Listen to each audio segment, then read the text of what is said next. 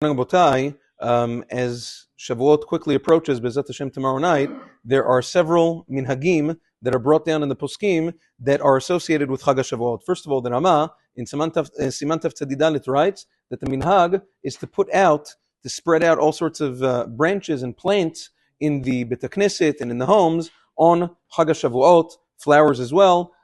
This is to commemorate what the Gemara says in Masechet Shabbat Daf Pechet, that every commandment that came out of HaKadosh Baruch Hu's voice, the entire world filled with flowers. So in order to commemorate the Ma'amad Har-Sinai and the Matan Torah, we adorn our houses in Beit Knesset with flowers and plants. Many Acharonim support that minhag, although this minhag is contested by the Chayei Adam and the Gaon Vilna. They say no, Goyim, on their holidays, they spread out plants in their houses of worship, and therefore we shouldn't be doing this. Nevertheless, Maran Zichrono Livracha in Yechavedat disagrees, and he brings re'ayot why this custom is appropriate, and that seems to be the prevalent minhag among the Sfaradim. Also, another famous minhag that the Rama brings down is the minhag to eat dairy foods on Chag HaShavuot. There's several reasons brought down for this as well. First of all, to commemorate the Korban of Shtei HaLechem on Shavuot. Also, the Mishnah Berurah brings down that when Am Yisrael got the Torah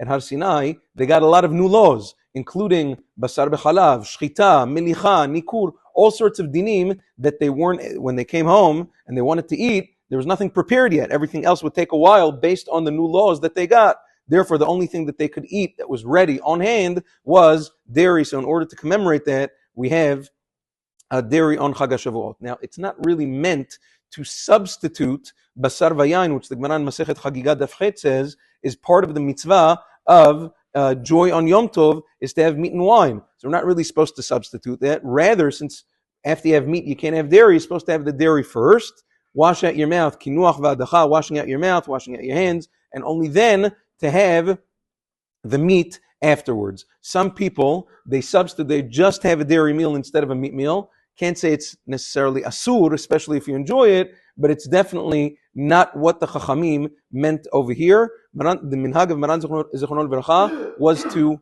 have dairy only on the morning of Shavuot after he came home from the Tikkun, after Shacharit Musaf, he came home, made Kiddush, had something dairy, and that was it. All of the Seudot, he had meat, he only had dairy for the Kiddush on the morning of Shavuot after the Tikkun. Maran Zichrono Livracha also says, it's interesting to note, the minhag, everybody knows we stay up all night and we learn the tikkun, which is unbelievable, but a person should be careful not to stay up all night and then sleep all day, to sleep off everything that he's gained. Maran Zichrono Livracha says you don't get a lot of reward for that. It's not a good thing. Rather, person's tired, take a little nap, whatever it is you need to get back your koach, and spend the rest of the day engaged in Talmud Torah and the Seudot and spending time with family and Tefillah and all the things that a person needs to do. Don't forget, Chag HaShavuot is also the yahrzeit of David Melech Yisrael, and for that reason, it's nahug to read Pirkei Teilim on. Some people finish the entire Teilim, some people finish it over both days, some people finish it every day.